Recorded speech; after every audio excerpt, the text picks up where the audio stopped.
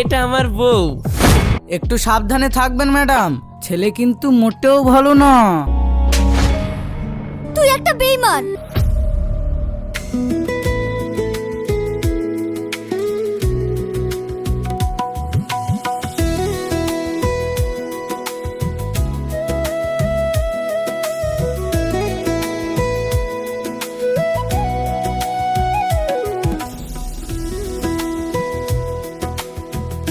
এই শোন,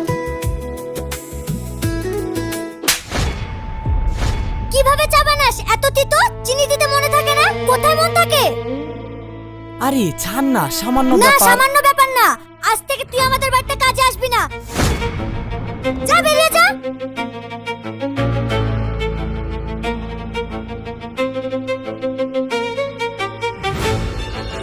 আরে ছাড়ো সব কথা। তা ছেলে কেমন লাগলো, পছন্দ হয়েছে? ছেলে পক্ষ ঠিক আছে, কিন্তু ছেলে পক্ষ কি জানে আমার একটা বয়ফ্রেন্ড আছে? তার সঙ্গে আমি 1 মাস ঘুরতে যেতে চাই, তারপরে সে আমি ওকে বিয়ে করব। রাজি থাকলে বলুক, না হলে আমি বিয়ে করতে পারবো না।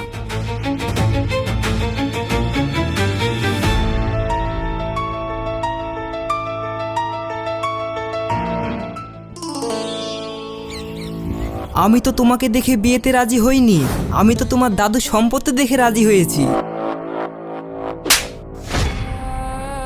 আমার গায়ে হাত দিয়েছিস তার মানে? রাস্কেল।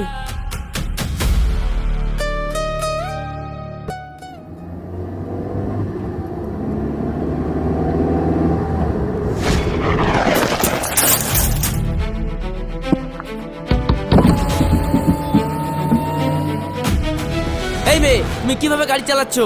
এক্ষুনি তো তোমার জন্য আমার অ্যাক্সিডেন্ট হয়ে যাচ্ছিল। অ্যাক্সিডেন্ট হতে যাচ্ছিল, কিন্তু হয়তো নি। এই নাও টাকা। আমার টাকা ভাগা লাগবে না, আমাকে একবার সরি বলো তাহলেই হয়ে যাবে। হোয়াট? এই রুমিতার ডিকশনারিতে সরি বলে কোনো ওয়ার্ড নেই। শুনুন ম্যাডাম, আপনার অনেক টাকা থাকতে পারে, কিন্তু ওই টাকা দিয়ে এই রাশিদকে কেনা সম্ভব নয়।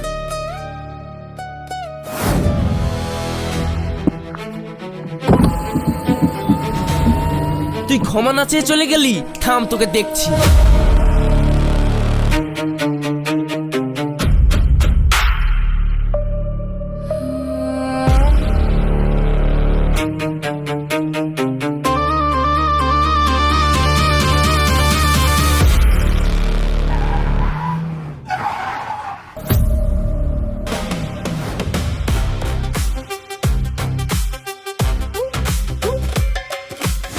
তুই আবার আমার সামনে এসে দাঁড়িয়েছিস? দাঁড়া।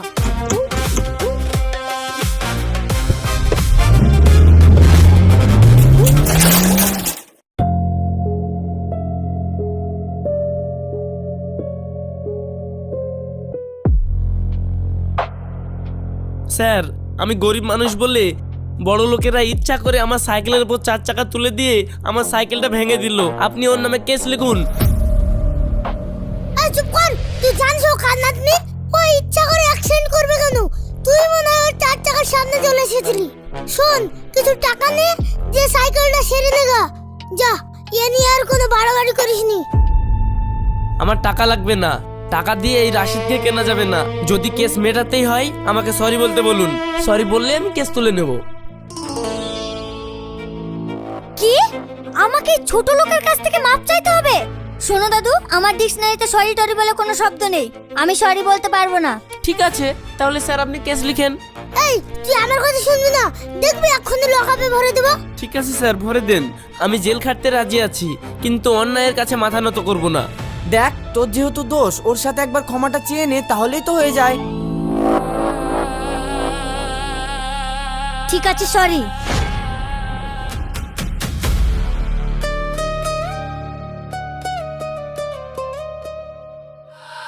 দেখ ভাই, তুই সাচ্চা মানুষ, তোকে আমার খুব পছন্দ হয়েছে। মনে কিছু করিসনি। এই দা, এই টাকাগুলা লে, দি সাইকেলটা সেরিলিস।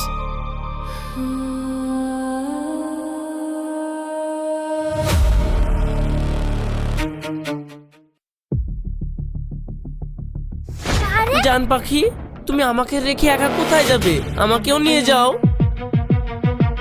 এই ছাড়ো, তুমি আবার আমার পিছু নিয়েছো। আরে আমার এই ছেলে, তুমি মেয়েটার হাত ধরে টানছো কেন? আরে এটা আমার বউ।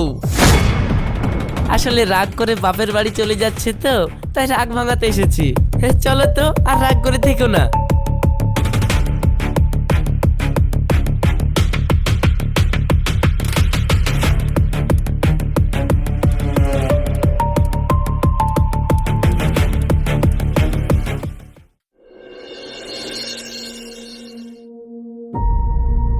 রুমিতা, তোর বাড়ি থেকে বেরোনো নিষেধ না? তারপরেও তুই আমাকে না বলে দেশের বাইরে চলে যাচ্ছিলি, তাই আমি তোকে ধরতে রাশিদকে পাঠিয়েছিলাম। হ্যাঁ, আজ থেকে আমি তোমার বডিগার্ড। Shut up! এটা হতেই পারে না। আমি কোনোদিন ওই ভিখারির বাচ্চাকে বডিগার্ড হিসেবে মেনে নিতে পারবো না। শুধু 2 মাস টাইম নেব। এই 2 মাসের মধ্যে আমি তোমাকে সাইজ করে দেব।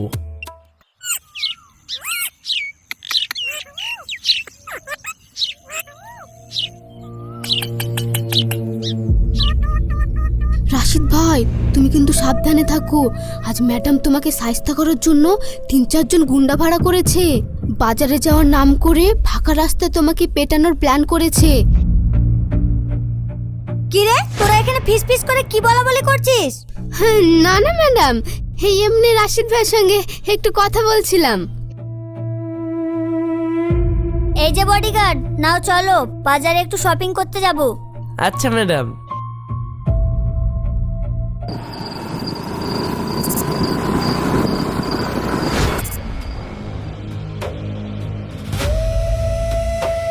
এই যে ম্যাডাম, রাতের বেলায় একা একা কোথায় যাওয়া হচ্ছে?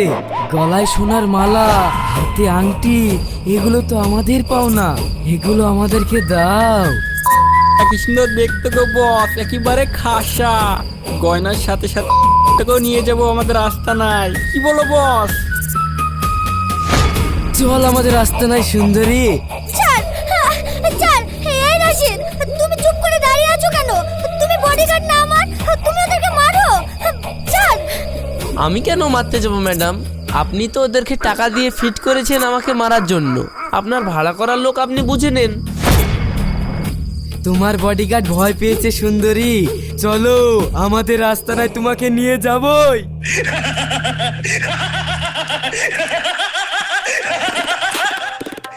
আরে আমি এদেরকে ঠিক করিনি, অন্য লোককে ঠিক করেছিলাম।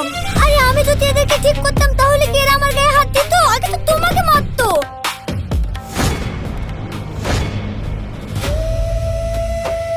বাহ, আংটিটা তো খুব সুন্দর, আমার বউকে দেয়া হবে। এতক্ষণ ভাবছিলাম তোরা ম্যাডামের ভাড়া করা কুকুর, তাই আমি কিছু বলিনি। আর তোরা আমার ম্যাডামকে ফেলে দিলি। আজ তোদেরকে আমার হাত থেকে কেউ বাঁচাতে পারবে না।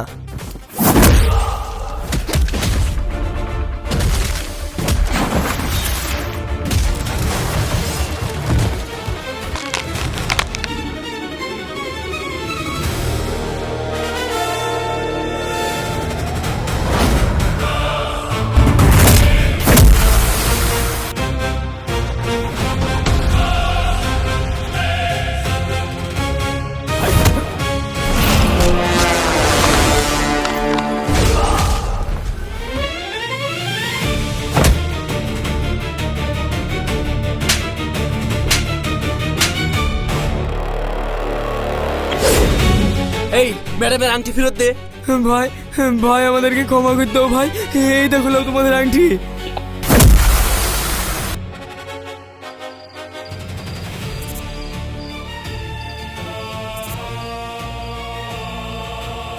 ম্যাডাম, আপনি আমাকে ক্ষমা করবেন। আমি যদি জানতাম ওরা আপনার ভাড়া করা গুন্ডা না, তাহলে আমি ওদেরকে এখানেই মাটিতে পুঁতে দিতাম।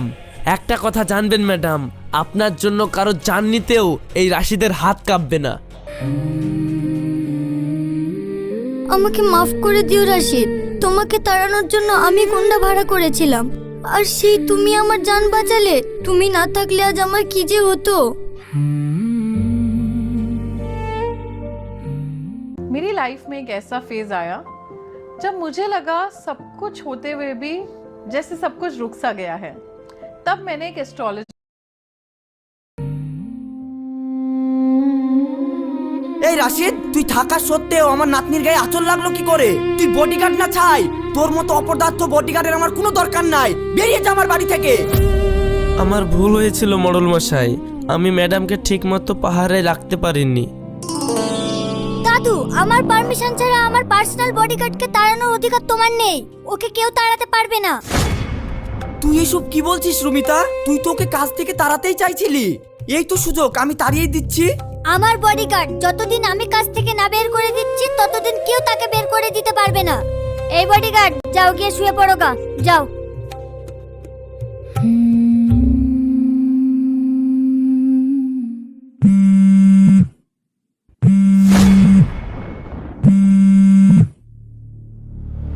কিরে, আমাদের টাকাটা কবে দিবি? আর কয়েকটা দিন টাইম দাও। আমি একটা ম্যাডাম বাড়িতে কাজে লেগেছি, আর ম্যাডামকে এমন ভাবে পটিছি আমি যত টাকা চাবো তত টাকাই দিয়ে দিবে। আর একটু বিশ্বাসটা অর্জন করতে দাও। যা করবি তাড়াতাড়ি কর, আর কিন্তু বেশি দিন সময় দিতে পারবো না। হ্যাঁ ঠিক আছে ঠিক আছে, আমি কয়েকদিনের মধ্যেই টাকাটা দিয়ে দিচ্ছি।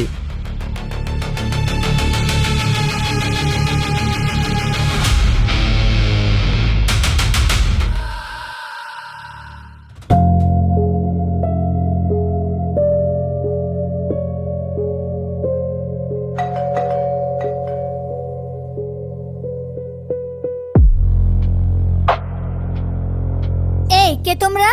আমরা আপনার ভালো করতে এসেছি। যাকে আপনি বডিগার্ড বানিয়ে মাথায় তুলে রেখেছেন তার আসল রূপটা কি আপনি জানেন? আসল রূপ মানে? আপনার বডিগার্ড রাশিদ আমাদের কাছ থেকে 5 লাখ টাকা সুদে নিয়েছিল। 1 মাস আগে আমাদেরকে কথা দিয়েছিল যে ম্যাডামকে পটিয়ে ম্যাডামের কাছ থেকে টাকা আদায় করে আমাদেরকে দেবে। আমাদের টাকা তো দিলই না, আবার ফোনটাও তুলছে না। তাই ভাবলাম আপনার কাছে এসে একবার দেখা করে যাই। তা আপনার সাথে দেখা হলো, ভালোই হলো। একটু সাবধানে থাকবেন ম্যাডাম, ছেলে কিন্তু মোটেও ভালো না।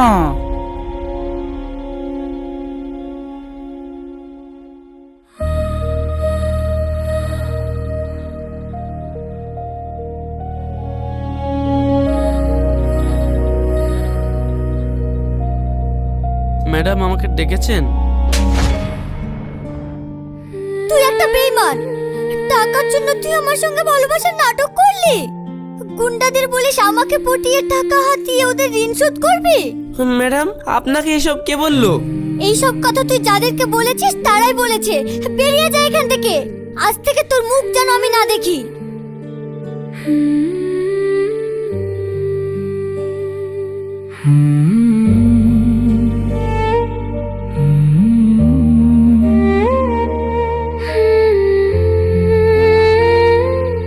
দিদিমণি, এই নিন খাবারটা খেয়ে নিন।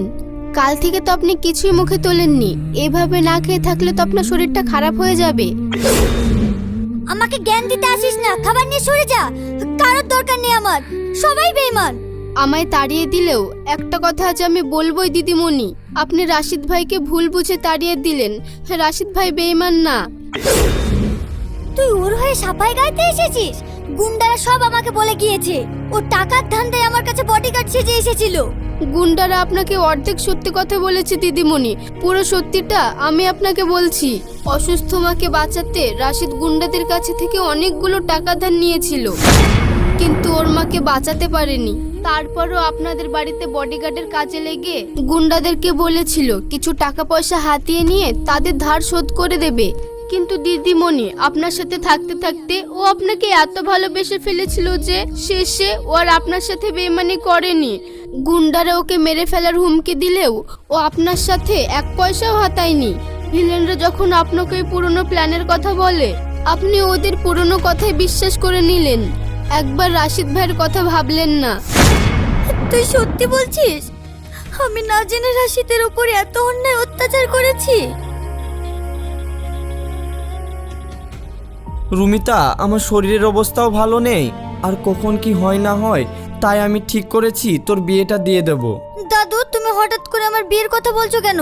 আমি এখন বিয়ে টিয়ে করতে পারবো না। চুপ কর, একদম মুখের ওপরে কথা বলবি না। আমি ছেলে দেখে ফেলেছি, ওই ছেলের সঙ্গেই তোর বিয়ে দেবো, আর ওই ছেলেই পারবে তোর অহংকার আর জেদকে ভাঙতে। তুমি আমাকে মেরে ফেলো দাদু, তবু আমি অন্য কাউকে বিয়ে করব না, কারণ আমি রাশিদকে অনেক ভালোবাসি। আমি রাশিদ ফাশিদ মানি না। আমি যার সাথে বিয়ে ঠিক করেছি তার সাথেই তোকে বিয়ে করতে হবে। ওই দেখ, ছেলে চলে এসেছে। তাহলে কি এই বডিগার্ডকে সারা জীবনের জন্য বিয়ে করতে রাজি আছো ম্যাডাম? রাশিদ, তুমি ফিরে এসেছো? হ্যাঁ, আমি ওকে মাঝ রাস্তা থেকে ধরে এনেছি রে পাগলি। কাজের মেয়ের মুখে সব সত্যি শুনে আমি বুঝে গেছি আমার নাতনির জেদ কমানোর জন্য রাশিদের মতো একটা খাঁটি ছেলে দরকার। রাশিদকে বডিগার্ড হিসাবে তাড়িয়েছিলি, আজ আমি ওকে নিজের বাড়ির জামাই করে ফিরে আনলাম রমিতা। তুমি আমাকে মাফ করে দাও রাশিদ, আর কথা দাও তুমি আমাকে কখনো ছেড়ে যাবে না। আমি কোথায় যাব পাগলি? আমি তো এখন তোমার সারা জীবনের বডিগার্ড।